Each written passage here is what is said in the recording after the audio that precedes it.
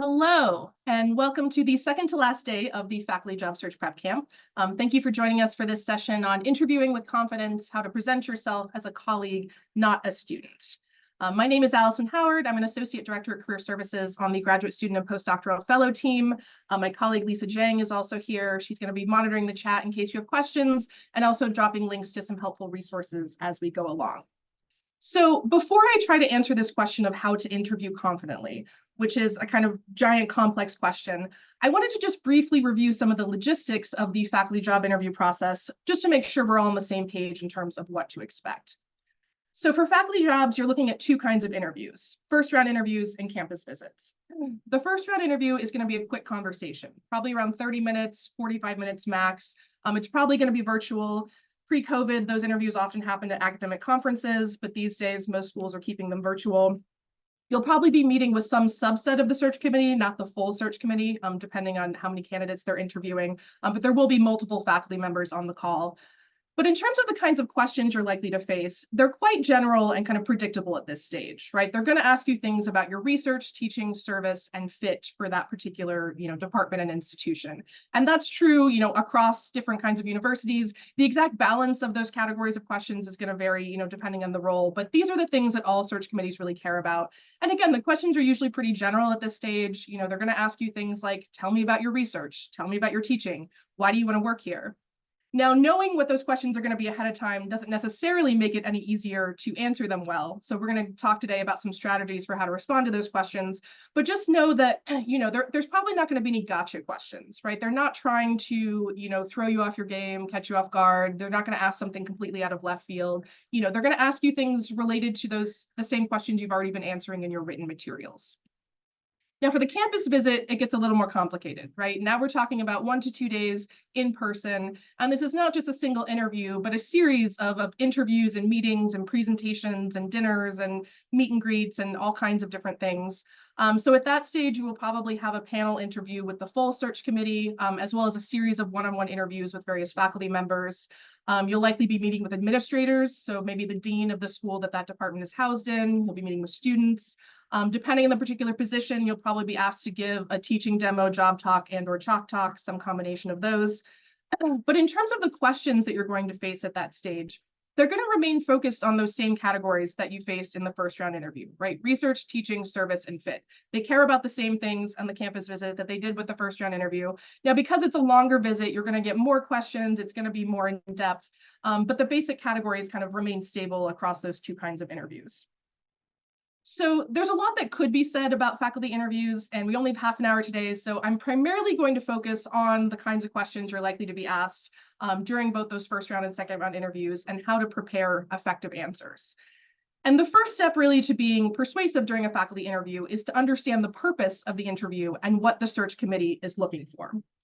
So what is the purpose of an interview? It might sound like a silly question. The purpose for you, obviously, is to get a job. But from the search committee's perspective, the purpose is to evaluate your potential as a scholar, educator, and colleague. And I underline that word colleague because that's the one that's maybe the most kind of ambiguous or difficult to pin down, right? They can probably get a decent sense of your research and teaching potential from your written materials, right? So by the time they interview you, they've read your research statement, your teaching statement, your cover letter. The colleague piece, though, is a little harder to evaluate on paper, and as a result, it becomes extremely important at the interview stage. Now, the definition of a good colleague is going to differ across departments and institutions, but broadly speaking, here are some of the qualities that they're probably looking for. They're looking for someone who is confident, who's independent, and who's interested and invested in others. So in terms of confidence, right, if you want the search committee to believe that you would be a valuable and productive faculty member, you first have to believe it yourself, right? So you got to hype yourself up a little bit. You really have to start thinking of yourself as their peer, right, as their equal. So, during the interview, you want to be polite and respectful, of course. You also don't want to be sort of overly deferential or overly humble. Interviewing well requires you to kind of sell yourself to some degree or to advocate for yourself and to project an image of someone who is already a faculty member, which is going to make it easier for the search committee to imagine you as a colleague. This can be a difficult shift in mindset because academia can be quite hierarchical, as I'm sure you've seen. And so when you've been a trainee for so long, you may be accustomed to deferring to your PI or to your advisor. So up until this point, it may have been sort of someone else who had the final say in what courses you taught or what research projects you worked on. But these search committees aren't looking to hire a trainee, right? They're hiring a colleague. So you need to already be projecting that identity, even if you're still technically finishing up your degree or your postdoc. This is what I mean when I say they're looking for someone who's independent too, right? So they want someone who can function without direct supervision, who can go in and teach a class that they've never taught before without any additional training, because there's no guarantee that you'll receive any additional training. You know, someone who can design a course from scratch, even if they've never done that before, who can lead a lab, even if they've never been a PI before. So they're looking for a certain degree of autonomy there. But it's important to note that independent doesn't mean isolated or self-interested, right? Because they're also looking for someone who is going to be invested in their colleagues and their students.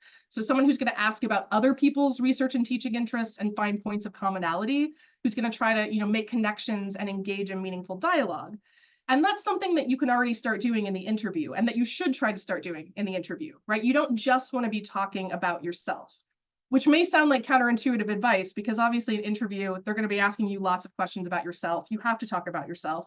But throughout the interview, you want to be finding ways already to connect your research and teaching interests to the research and teaching interests of the people who are interviewing you, to the things that are going on in their department. So there's already kind of a dialogue emerging.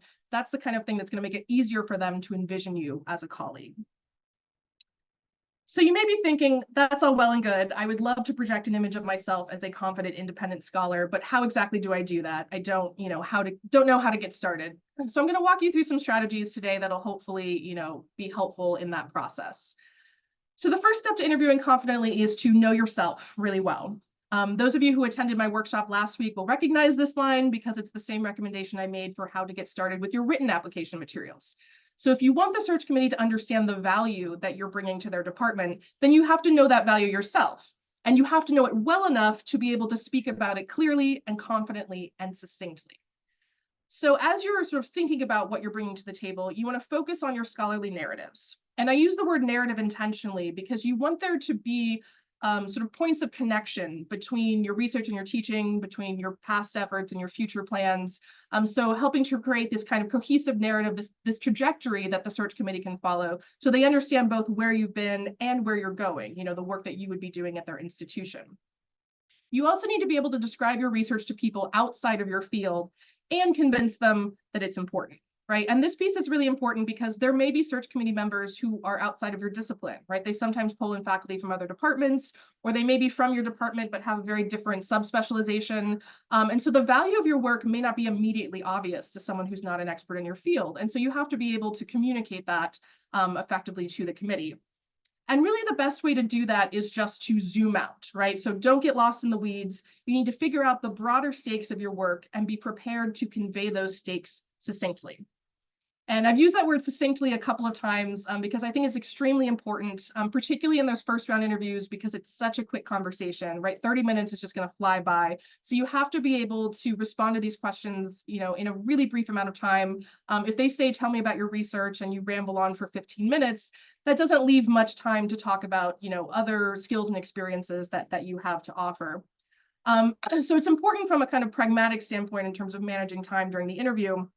But succinctness is also important for conveying confidence, right? So if you can tell someone the overarching questions that animate your research and why your research is important in 60 seconds, 2 minutes, whatever it is, that's incredibly powerful. If you've ever heard someone who can do that, it's really, really powerful.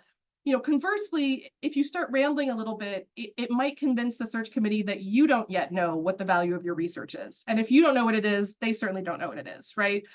So, try not to get lost too much in the details, really, think about the overarching stakes, aim for short, direct responses that are going to be kind of legible to a multidisciplinary audience. So these are some of the questions that you might be asked about yourself during a faculty interview. And you can see that these are quite general, as I mentioned. This first one, tell me about yourself. That one is actually deceptively simple. It seems like a kind of softball question just to get things started, but that's a question that a lot of people go astray on, because it's easy to just sort of start rambling and talking about all kinds of different things, and suddenly you're telling your whole life story, which is not the point of that question, right? So in terms of strategizing how to answer the tell me about yourself question, you might think about what are the three most important things that I want the search committee to know about me? What do I want them to remember once this interview is over? Because they won't remember everything that you said, right? It's just not possible. So what are the major takeaways that you want them to know? And this is also your opportunity to kind of prime them for the rest of the interview in terms of what you want them to be focusing on. So pick a few things to prioritize with that first question. And then from there, again, they're going to ask you about your research. They're going to ask you about your teaching. They might ask you about diversity or service, but sort of general questions within those categories. Now, you may have noticed that these questions are very similar to the kinds of questions that your written materials are meant to answer as well. That is a good thing insofar as you'll have a head start in terms of brainstorming responses to those questions, right? These are topics you will have already thought about as you were drafting your application materials. The tricky thing is you don't just want to repeat what you already said in those written documents, right? So you want to reinforce those claims without just repeating them verbatim so that you're adding new information to your narrative. So the interview is your opportunity to kind of go more in depth than you were able to do in the written documents, or to share information that you may not have had space for in the written materials. It's also an opportunity to kind of humanize yourself as a candidate, right? So to help them understand you not just as a scholar, but as a person, which is really important when you think about, someone might be having, an office next to yours for the next 10, 20 years, right? So they want to know about you. They want to know what motivates you, what you care about, not just what the topic of your research is. And those are things that can be difficult to convey in the written application. So the interview is a great opportunity to start bringing some of that in, again, helping them imagine you as a person, a colleague, not just someone who does research or who teaches. The second step to interviewing confidently is to know your audience. So again, this is repeating things that I talked about last week, but making sure that you really research the school, the department, and the search committee members thoroughly ahead of time, right? Because the better you know who you're talking to in an interview, the better you'll know what they care about, right? What they're looking for in faculty candidates. And that will hopefully give you a boost of confidence, right? Knowing ahead of time what their priorities are. So you want to make sure you know what kind of institution it is that you're interviewing with, what distinguishes it, what they like to brag about, on their website. I have a friend who's a faculty member who was running a search, and they were interviewing a candidate, and he was going on and on about how he would teach graduate students if he were hired, except that it was an institution that didn't have graduate students. It was undergrad only, right? And that's the kind of mistake that can just immediately tank an interview, right? If you haven't even bothered to learn the most basic information about the institution, if you don't know who you would be teaching or how the department is structured, then they're not going to bother, with you as a candidate. So you really want to make sure you go in knowing something about the school, thinking about how you would contribute to their mission, how your research and teaching is going to be aligned with their department. So, when they say something like, tell me about your research, you don't want to just describe the topic of your dissertation or describe, the topic of your next research project. You want to help them understand how your research would be an asset to their particular department and what it would look like for you to do that research at their school, right? So you can be thinking about, are there resources at their institution that might support your research? Are there centers or departments there that you would want to collaborate with, or faculty development resources? How might you involve their students in your research? So making sure there's an alignment there. And the ultimate goal is just to demonstrate, enthusiasm for the role and an understanding of that department's goals and needs. And again, you should have already done some of this work when you were drafting your written application materials, but this is just your opportunity to go a little more in depth. So in terms of where to find this information, really most of it can just be found online on the schools and departments website, right? That's a great starting point. So I would definitely be looking at the school's mission statement. I'd be looking at faculty profiles, particularly for the faculty members that you're interviewing with. So you should be told ahead of time who will be on the call for that first round interview. If for whatever reason they don't share that information, it's perfectly acceptable to ask, can you let me know who will be on the call? So you want to know who you're talking to, a little bit about their research and teaching background. I'd be looking at their course catalog and thinking about, which courses are you prepared to teach? What new courses might you offer, and how, would those complement what's already offered in the department? Looking at upcoming events, upcoming initiatives, including long-term initiatives, right? So the kinds of roles you're interviewing for, these are long-term positions where you might be at this school for, potentially decades. And so if you're already thinking about how your research and teaching might support some of these long-term initiatives that the school is announcing, that's the kind of thing that can make you look like a much more serious scholar and someone who's really going to make meaningful contributions to the department. You can also use the job ad itself as a guide as you're trying to figure out, what this search committee cares about and what they might ask you during an interview. So make sure you reread the job ad before the interview. By the time that happens, it probably will have been months since you first read the ad. So you want to refresh yourself. Think about how they're describing the school in that ad. Think about the way they're listing the expectations of the person they're going to hire. So for example, if they say, whoever is hired is going to teach XYZ courses in the department, as well as a first-year writing seminar, then it's perfectly acceptable for them in an interview to say, what would be your approach to teaching a first-year writing seminar at our school? And that shouldn't catch you off guard because they mention it explicitly in the job ad, right? So anything that's in the job ad is sort of fair game for them to ask follow-up questions about. So make sure you're paying attention to that. And then if you want to go that extra step, you can also be reaching out to Penn alumni who teach at some of these schools that you're interviewing with. Now, you may not be able to speak to faculty directly in that department. Some schools have very strict HR policies where faculty aren't permitted to speak to candidates in the middle of a search. But at bigger schools, you can be reaching out to alumni who teach in other departments who might be able to fill you in more on the kind of school's culture, again, upcoming initiatives, if they just hired a new dean, thoughts on that and how the dean, might be changing the landscape of the school. All of that is information that you can kind of incorporate into your interview. So in terms of questions that you might be asked about the school or department, they may start off by kind of quizzing you a little bit on what you already know about the school. So what do you know about our school already? That can come across as kind of aggressive if you haven't prepared, but they want to make sure that you have done your research. So they may, kind of quiz you about that from the start. You want to make sure you have a response ready. They'll almost certainly ask why you're interested in working at that institution. And again, you don't want to just say, I want to be a professor. They want to understand why it's a good fit for that particular department. And I want to highlight in particular this last question. So coming from your kind of institution, how would you adapt to our campus? And this is a common question if you're applying for schools that look quite different from Penn, right? So a small liberal arts school, a large state school, a community college. It's not that you can't get those jobs. Penn students do all the time, but they probably will want to verify that you are prepared to teach a different kind of student than the ones you may have taught here at Penn, that you're prepared to do your research in a different kind of environment, right? So if you've only ever TA'd for these giant classes with hundreds of students, you're lecture-based, and you're applying for a school where all the courses are really small seminar-style courses, where there's a lot of one-on-one contact between the professor and the students, they're going to want to verify that you're prepared to make that shift. So, thinking about how you would respond if they asked you why you want to teach at a school that's different than Penn and how you would be able to make that transition effectively, even though you've been here for the past 5-10 years, however long. Another key to interviewing confidently is to be really concrete and future oriented with all of your responses, right? So one of the biggest things that risks making you look like more of a trainee than a colleague is focusing too much on the past and not enough on the future.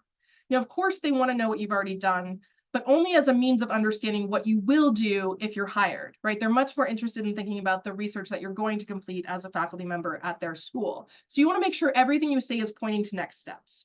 So if they ask about your research and you only talk about your dissertation, that could hurt your chances of receiving an offer because you're not helping them understand, how you're going to expand on the dissertation, what the next project is, all of that. And as you're talking about these future plans, it's important to be specific and concrete. So not sharing sort of vague ideas like, oh, I plan to turn my dissertation into a book. That's great. Do you have a timeline for that? Do you know how long it's going to take you to get to that point? Have you already started to think about, what presses you might submit it to, what might be a good fit? Have you started exploring, grants or book subventions that might financially support the publication of your book? Are you going to turn some of the chapters into articles, right? So really thinking through the specifics of it. You also want to be thinking concretely about how you're going to accomplish your research and teaching and service goals. So, how are you going to get your research funded, particularly in the STEM fields? That's a big one. How are you going to ensure that the courses you propose get sufficient enrollment? What kinds of collaborations are you going to try to pursue with other faculty or departments or centers on campus? And throughout, they just want to know that your plans are feasible. So anyone who was at the workshop yesterday on research statements, you heard Diane talk about this idea of SMART goals, right? So they're looking for goals that are specific, measurable, attainable, relevant, and time-based. So as they're asking you about your future research and teaching plans, make sure that you're being attentive to those features, that you have a clear timeline in mind, and that it is attainable, within that timeline. So for questions you might be asked about your future plans as a faculty member, they'll almost certainly ask you about your publication plans. So again, just trying to be as specific as possible with that. They may ask you about your approach to teaching different kinds of courses, so intro versus advanced courses, courses you'd like to propose. They may also ask, what conferences or events would you organize on campus? And this is an important piece as well, right? We tend to focus primarily on research and teaching as the most important categories, and those do tend to be weighted very heavily during faculty interviews, but they care about service too. Because when you eventually go up for tenure, that's going to be part of your evaluation for tenure, part of your tenure portfolio is your service contributions. So already thinking about events you could organize, committees you could serve on, again, that's the kind of thing that's going to help them imagine you as a colleague and not just a student. Another thing that's going to help is just coming prepared with questions for them. And I recommend having lots and lots of questions, not just one or two, right? This is the best way to demonstrate enthusiasm for the position that you're interviewing for. So you want to ask questions that show your interest in contributing to the department and that help the interviewers envision you as a faculty colleague. So there's lots of different ways to approach this, lots of different questions you could ask. You can ask about what they enjoy most about working with the students there, what sorts of faculty development resources are available, how do you see the department changing in the next 5 years? I think that one can be really powerful because it shows that you're already thinking long-term about how you can sort of change and grow and adapt with the department and sort of contribute to their long-term initiatives. So not just thinking ahead to that first year as a faculty member, but more long-term. I would say try to avoid asking things where you could easily find the answer online, right? That can sometimes come across as a little bit lazy. So make sure you're doing your research ahead of time, although it's absolutely fine to ask follow-up questions about things that you've read on their website. The main thing is just to ask things that you have a genuine curiosity about, right? So you want to remember that this is a two-way street. They're evaluating you as a candidate, but you should also be examining whether you want to be a faculty member at this institution, whether it's a good fit from your perspective. So you should have questions about, what it would be like to teach at that particular school. So I think really the most effective questions, rather than just printing off a list you find online and memorizing it, is thinking about what you have a genuine curiosity about at that school. I recommend that you prep more questions than you're likely to have time for, just to be safe.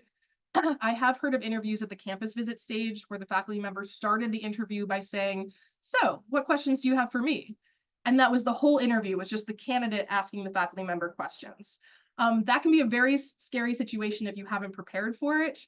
But if you have prepared, it's actually an incredible opportunity, right? So this is your chance to kind of turn the interview into more of a conversation as opposed to an interrogation. It means you get to lead that conversation, steer it in directions that are favorable to you. So just make sure that you have lots of questions locked and loaded in case you do run into this situation where they sort of lead with that question of, what questions do you have for us?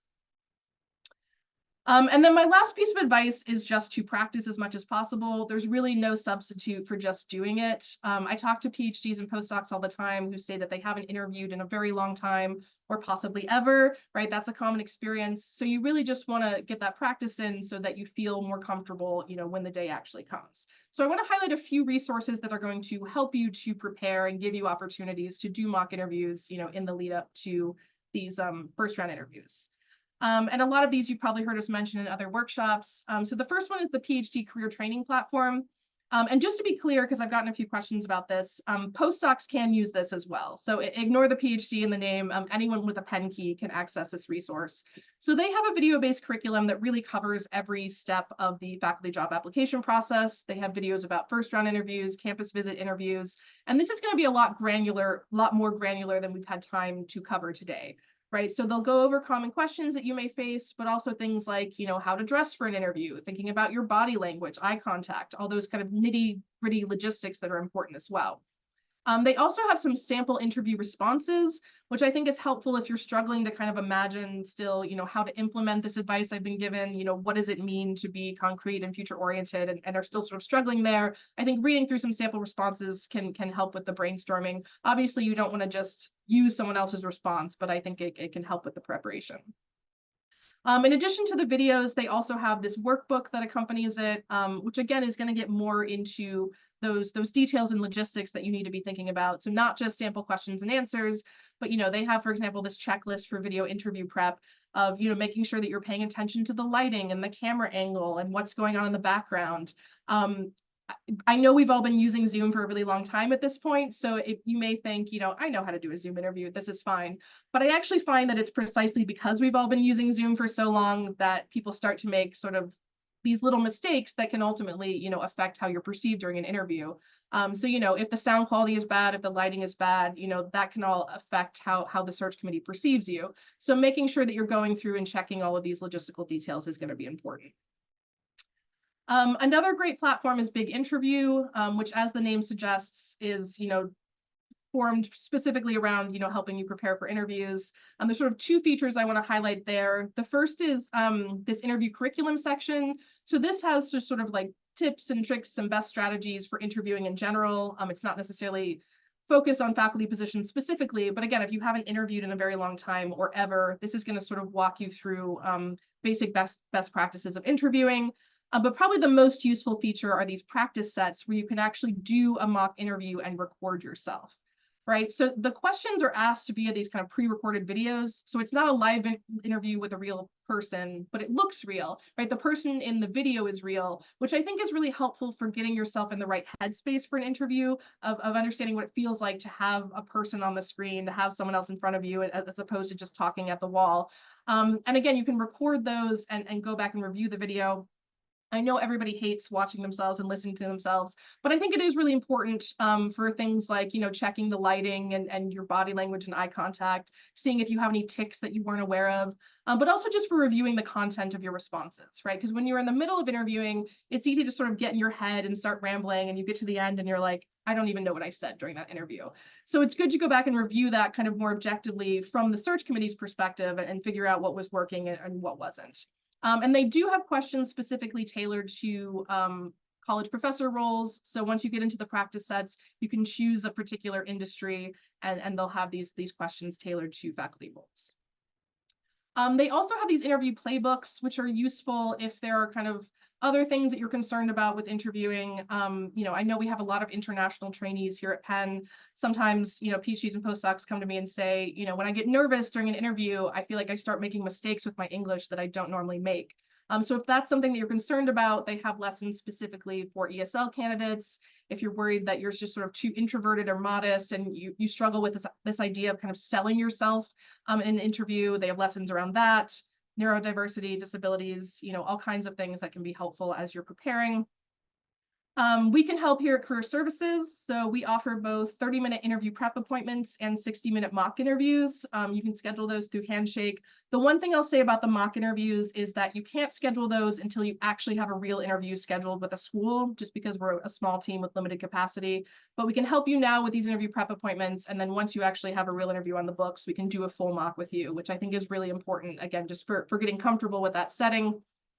And then the last resource I want to highlight is the Center for Excellence in Teaching, Learning, and Innovation, CETLI, here at Penn. So they're really the pedagogy experts. And a lot of PhDs and postdocs tell me that they struggle more with talking about their teaching than their research. That makes sense insofar as you probably have more experience doing research than teaching. So if you're looking for support specifically in that area, they do job market consults. They can help you both with your written materials and with interview prep. And I actually want to do a quick plug for a program this afternoon that CETLI is running as part of the Faculty Job Search Prep Camp. So at 1:45 today, there's going to be a workshop specifically on preparing a teaching demonstration that I encourage you to register for.